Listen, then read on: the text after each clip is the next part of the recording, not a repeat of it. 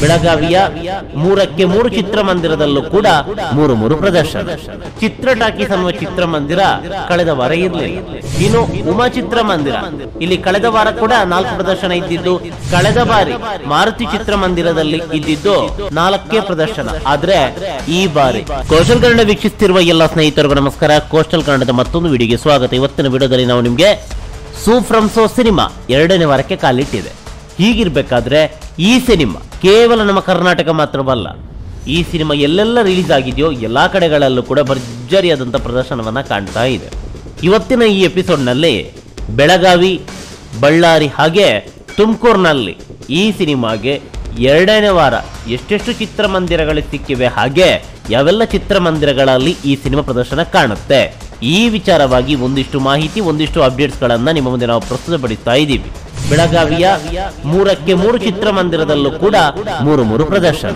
ಚಿತ್ರ talkies ಅನ್ನುವ ಚಿತ್ರಮಂದಿರ ಕಳೆದ ವಾರ ಇರಲಿಲ್ಲ. ಇನ್ನು ಉಮಾ ಚಿತ್ರಮಂದಿರ, ಇಲ್ಲಿ ಕಳೆದ ವಾರ ಕೂಡ 4 ಪ್ರದರ್ಶನ ಇದ್ದಿದ್ದು, ಕಳೆದ ಬಾರಿ ಮಾರುತಿ ಚಿತ್ರಮಂದಿರದಲ್ಲಿ ಇದ್ದಿದ್ದು 4 ಪ್ರದರ್ಶನ. ಆದ್ರೆ ಈ ಬಾರಿ ಮೊದಲಿಗೆ ನಾವು ಬೆಳಗಾವಿಗೆ ಹೋಗೋಣ. ಬೆಳಗಾವಿಯ ಒಟ್ಟು 3 ಚಿತ್ರಮಂದಿರಗಳಲ್ಲಿ ಈ ಸಿನಿಮಾ 2ನೇ ವಾರಕ್ಕೆ ಕಾಲಿಟ್ಟಿದೆ. ಯಾವೆಲ್ಲ ಚಿತ್ರಮಂದಿರಗಳು ಅಂತ ಕೇಳೋದಾದ್ರೆ, ಸಿಂಗಲ್ ಸ್ಕ್ರೀನ್ ಚಿತ್ರಮಂದಿರ ಚಿತ್ರ ಮಧ್ಯಾಹ್ನ 12:15, 3:15 ಹಾಗೆ ರಾತ್ರಿ 9:15, ಒಟ್ಟು 3 ಪ್ರದರ್ಶನ.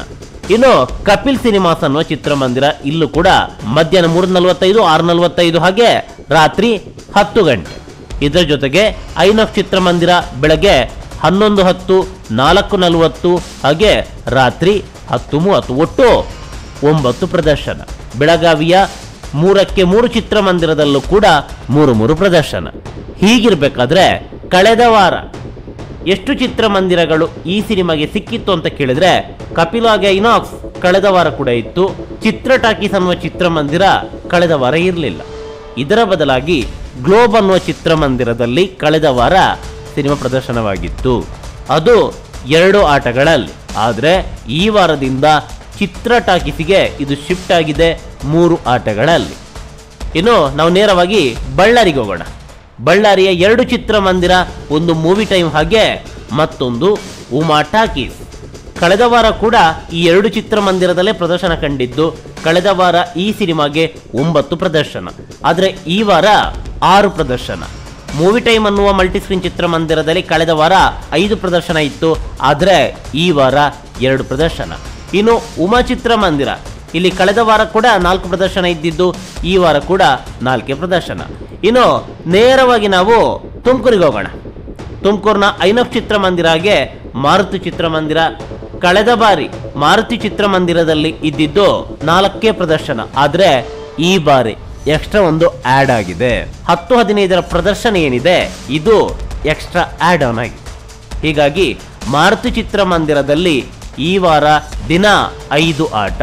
ಹಾಗೆ ಕಳೆದ ಬಾರಿ ಐನಾಕ್ಸ್ ಚಿತ್ರಮಂದಿರ ಏನಿದೆ, ಈ ಐನಾಕ್ಸ್ ಚಿತ್ರಮಂದಿರದಲ್ಲಿ 9 ಪ್ರದರ್ಶನವನ್ನ ನೀಡಲಾಗಿತ್ತು, ಈ ಬಾರಿ 8 ಪ್ರದರ್ಶನ. ಹೀಗಾಗಿ ತುಮಕೂರಿನಲ್ಲಿ ಒಟ್ಟು 13 ಪ್ರದರ್ಶನ. ಕಳೆದ ವಾರ ಕೂಡ 13 ಪ್ರದರ್ಶನ, ಈ ವಾರ ಕೂಡ 13 ಪ್ರದರ್ಶನ.